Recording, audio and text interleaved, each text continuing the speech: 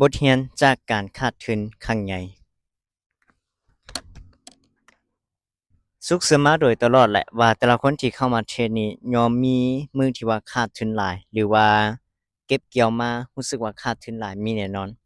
ฉะนั้นนี่แน่นอนแหละตัวนี้มันก็เป็นอีกบทเรียนหนึ่งที่ว่าทุกคนต้องได้เรียนรู้สำหรับคนใดที่เป็นมือใหม่แฮงเจอเลยก็คือเวลาที่เข้ามาเทรดแล้วมักจะเทรดเสียสุกก็เคยเป็นคือกันช่วงที่สุกเข้ามาวงการใหม่ๆสุกเข้ามาเทรดเนาะยอมรับเลยว่าติดเทรดแฮง ย้อนหยังจึงว่าแบบนั้น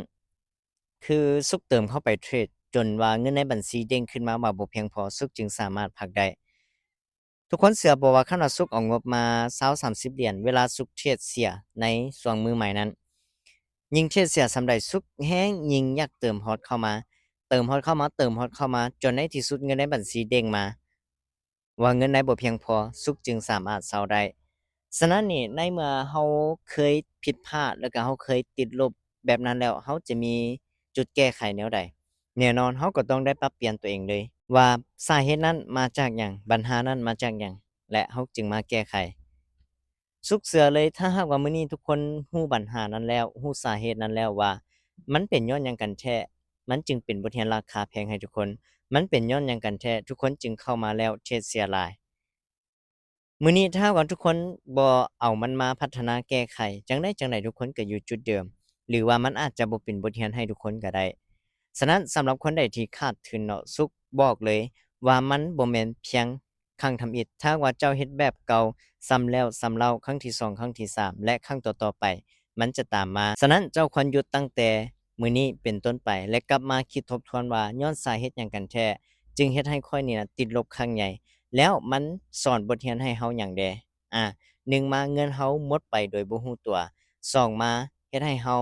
ใช้ชีวิตต่อไปยากหรือแนวใดก็ตามสุบคิดว่าต่างคนต่างเรียนรู้จากบทเรียนเหล่านั้นฉะนั้นมันบ่สำคัญเลยว่าผู้ใดที่เคยเจอปัญหาเหล่านั้นมันสำคัญอยู่บ่ว่าเมื่อเจ้าเจอปัญหานั้นแล้วมันเป็นบทเรียนราคาแพงแนวใดให้กับเจ้าตัวนี้สำคัญเลยฉะนั้นสำหรับสุกเนาะแน่นอนการเทรดมันก็มี มื้อที่เราติดลบหรือว่าเราเทรดเสียหลายฉะนั้นนี่มันจะเป็นบทเรียนราคาแพงเลยถ้าหากว่ามื้อนี้เจ้านำปัญหาเหล่านั้นมาปรับปรุงแก้ไขเพื่ออนาคตของเจ้าหรือว่าเพื่อการเทรดของเจ้านี้จะดีขึ้นแต่ถ้าหากว่ามื้อนี้มันเกิดขึ้นกับเจ้าแล้วเจ้าบ่เอามาเป็นบทเรียนหรือเจ้าบ่มาปรับปรุงแก้ไขมันก็จะบ่เป็นบทเรียนให้เจ้าและมันจะเฮ็ดให้เจ้าพอร์ตแตกหรือว่าเฮ็ดให้เจ้านี้เสีย